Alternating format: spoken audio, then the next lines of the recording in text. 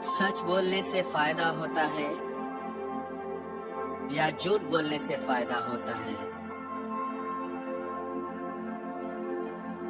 हमें लगता है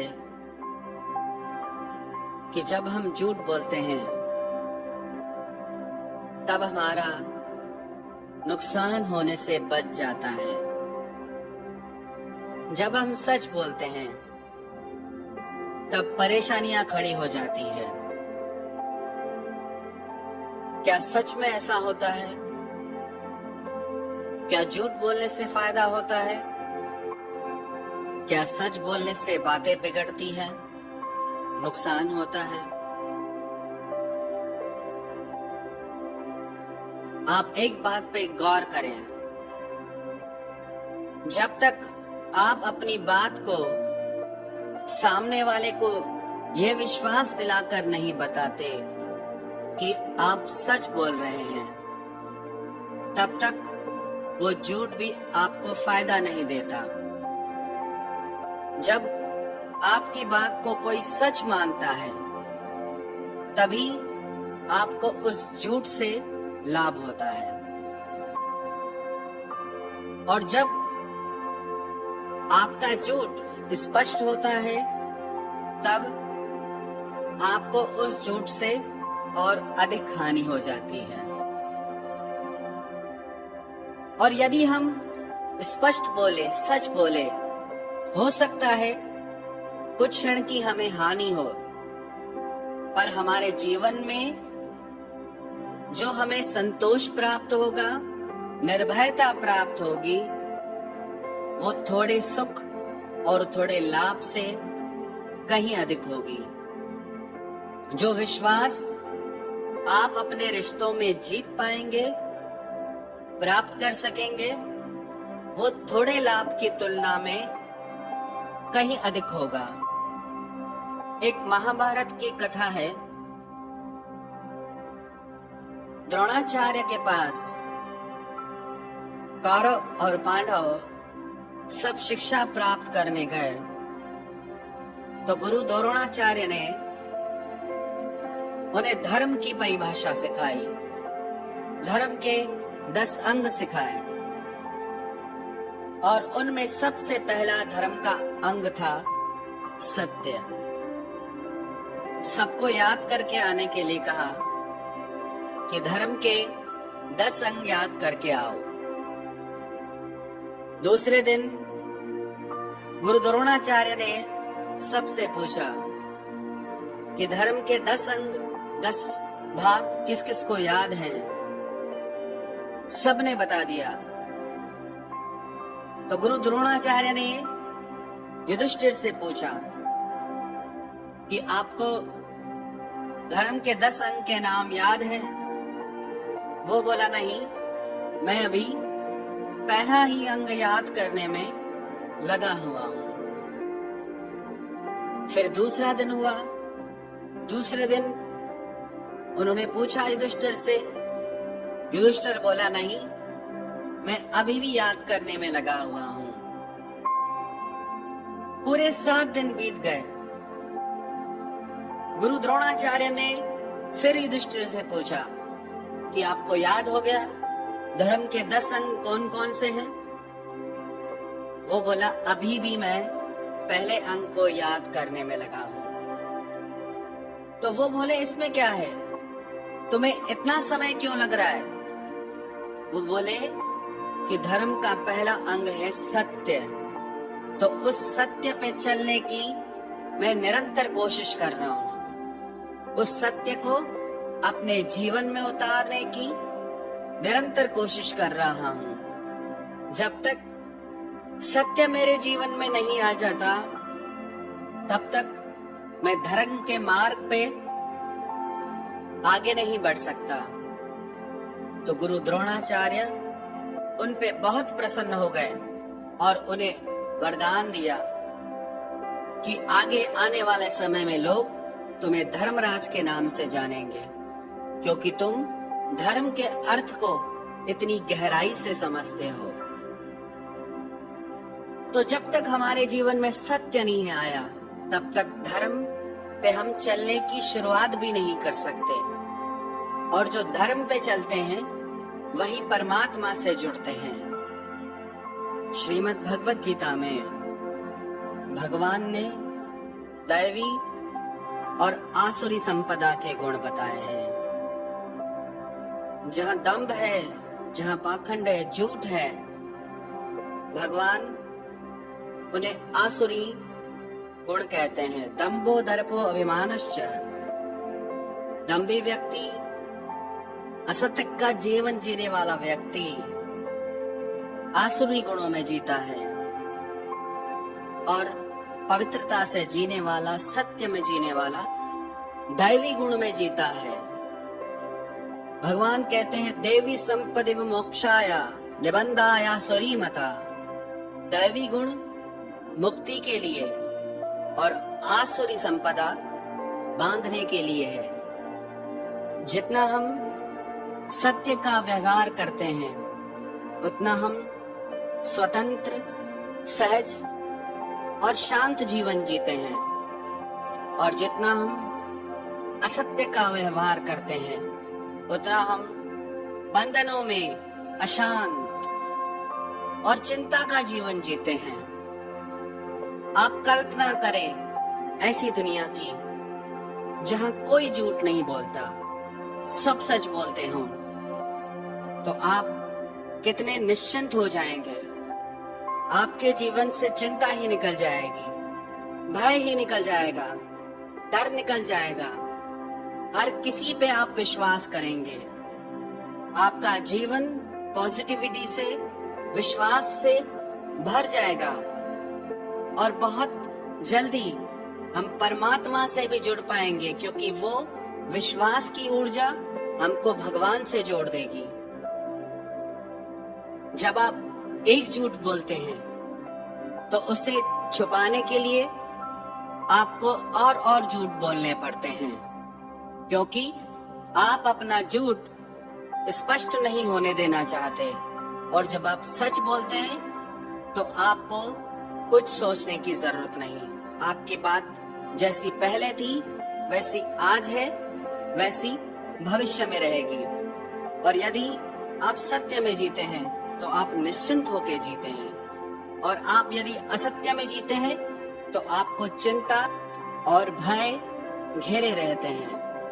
यदि आप अपना जीवन सहज जीना चाहते हैं, शांत जीना चाहते हैं, सरल जीना चाहते हैं, तो एक बार सत्य के मार्ग पर चल के देखें। हमें लगता है हमने सच बोलना शुरू किया तो हमारे जो भी अपने हैं हमसे नाराज हो जाएंगे। हमने सच बोलना शुरू किया, सारे काम बिगड़ जाएंगे। पर याद रखें, जो भी आज तक सच के मार्ग पे चले हैं उनके साथ परमात्मा है। जो भी असत्य के मार्ग पे चले, आज नहीं तो कल उनका पतन हुआ, और जो सत्य के मार्ग पे चले वो परमात्मा से जुड़े, और आज हम उन्हें याद करते हैं। सत्य पे चलने वालों की हो सकता है कुछ समय के लिए हानि हमें प्रतीत हो, पर अंततोगत्वा उसका परिणाम शुभ होता है। असत्य बोलने वाला हो सकता है कुछ देर के लिए खुश हो जाए, प्रसन्न हो जाए, पर उसका परिणाम शुभ नहीं होता। प्राप्ति हम परमात्मा की करना चाहते हैं, दर्शन हम परमात्मा के करना चाहते हैं, मिलना हम सत्य से चाहते हैं, और जीवन में असत्य के मार्ग पे चल रहे हैं, तो वो मंजिल मिलेगी कैसे? यदि आप भगवान से जुड़ना चाहते हैं, आनंद से जुड़ना चाहते हैं, सुख से जुड़ना चाहते हैं, तो सत्य के मार्ग पे चलना शुरू कर। एक चोर था, चोरी करना उसकी आदत थी, उसका स्वभाव था। उसकी माँ को उसकी बहुत चिंता होती थी कि ये चोरी करता है, कई बार पकड़ा जाता है, इसे दंड भी मिलता है, कभी कोई दुर्घटना न हो जाए इसके साथ, वो एक सत्संग में जाती थी एक संत के पास। उसने अपने बेटे से कहा कि तुम एक बार मेरे साथ उन संत से चल के मिलो। पहले तो वो माना नहीं, बोला कि मैं चलूंगा और वो मुझे कहेंगे कि चोरी करना छोड़ दो। तो वो बोली कि तुम चिंता मत करो, वो ये बात नहीं बोलेंगे। वो अपने बेटे को संत के पास लेके आई और उसने सारी बात उन संत को बता दी कि मेरा बेटा चोरी करता है और बोलता है कि आप इसको चोरी छोड़ने के लिए मत बोलो और आपकी किसी भी बात को ये मानेगा। तो वो संत बोले, आपसे अगर चोरी नहीं छोड़ी जाती, आपको आदत हो गई है, तो एक काम करो, आप आज से सच बोलना शुरू करो। चाहे कैसी भी परिस्थिति हो जाए, आप सच बोलना मत छोड़ना। और सच बोलने के अभ्यास से आपकी एक दिन चोरी भी छूट जाएगी, क्योंकि जिसके जीवन में सत्य है वहां दुर्गुण नहीं रह सकते। एक दिन वो राजा के महल में चोरी करने गया। चोरी करके जब सामान लेके, धन लेके वहां से निकल रहा था, तो द्वारपालों ने उसे देख लिया। वो उससे पूछने लगे कि कौन हो तुम? वो बोला कि चोर हूं मैं। तो द्वारपालों को लगा कि कोई चोर खुद को चोर क्यों बोलेगा? हो सकता है राजा का कोई खास आदमी हो जो रात को निरीक्षण के लिए आया हो। उन्होंने उससे पूछा कि तुम्हारे हाथ में क्या है, क्या लेके जा रहे हो? वो बोला चोरी का सामान है, चोरी करने आया था, चोरी करके जा रहा हूं। उन्हें लगा ये शायद कोई बड़ा आदमी है और हमारे प्रश्न पूछने से इसे बुरा लग रहा है। उन्होंने उसे जाने दिया। जब वो घर आया, वो चिंतन करने लगा कि जब मैं झूठ बोलता था तब मुझे सब मारते थे, अपमान करते थे, दंड देते थे। आज मैंने सच बोला तो किसी ने मेरा अपमान नहीं किया, किसी ने मुझे दंड नहीं दिया। उसके मन में यह विचार आया कि आज के बाद मैं चोरी नहीं करूंगा। सुबह को जब राजा को यह बात पता चली कि राजभवन में चोरी हुई और कोई चोर चोरी करके गया, तो राजा ने द्वारपालों से पूछा कि तुमने उस चोर को रोका क्यों नहीं? उन्होंने कहा कि महाराज, हमें लगा कि वो कोई खास व्यक्ति है। जब हमने उससे पूछा कि तुम कौन हो, वो बोला मैं चोर हूं। जब हमने उससे पूछा कि अपने साथ क्या लेके जा रहे हो, वो बोला मैं चोरी करके धन लेके जा रहा हूं। हमें लगा कि कोई खास आदमी है, कोई चोर। स्वयं को चोर कैसे बोलेगा? राजा भी हैरान हुआ। राजा ने कहा उसे पकड़ के लाओ। जब उसे पकड़ के राजमहल में लेके आए, तो राजा ने उनसे पूछा कि क्या चोरी तुमने की? वो बोला हाँ महाराज, चोरी मैंने की, लेकिन अब मैं चोर नहीं हूं।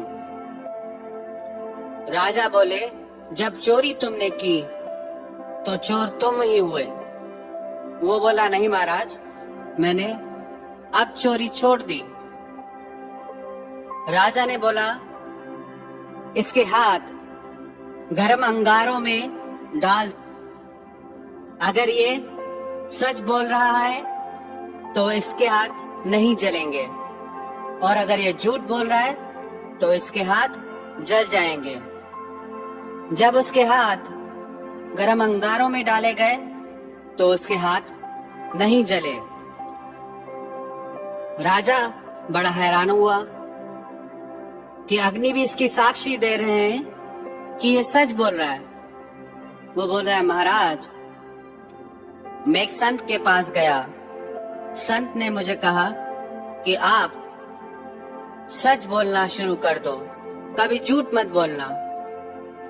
सच बोलने का ये परिणाम हुआ कि मुझे आपके राजमहल में दरबारियों ने सम्मान दिया, किसी ने मुझे रोका नहीं, और सच का ये परिणाम हुआ कि मेरे हाथ अग्नि में भी नहीं जले। राजा बड़ा प्रभावित हुआ उसके सच बोलने के स्वभाव से। झूठ की आयु बहुत छोटी होती है। जो भी हम झूठ बोलते हैं वो एक न एक दिन स्पष्ट हो जाता है। झूठ ऐसे है जैसे पानी में बना बुलबुला, ज्यादा उसकी सीमा नहीं है, ज्यादा उसका जीवन नहीं है। ये सृष्टि सत्य से चलती है। सत्यते धार्यते पृथ्वी, सत्यते तपते रवि, सत्यते बहती वायुष, सर्वम सत्य प्रतिष्ठते। ये पृथ्वी सत्य से स्थित है, सूर्य सत्य से रोशनी करते हैं, वायु सत्य के प्रभाव से चलती है, पूरी सृष्टि सत्य पे ही स्थित है। हमें लगता है हमारा जीवन असत्य से, झूठ बोलने से बहुत बेहतर हो गया है, तो हम अपने जीवन की तरफ दृष्टि डालें।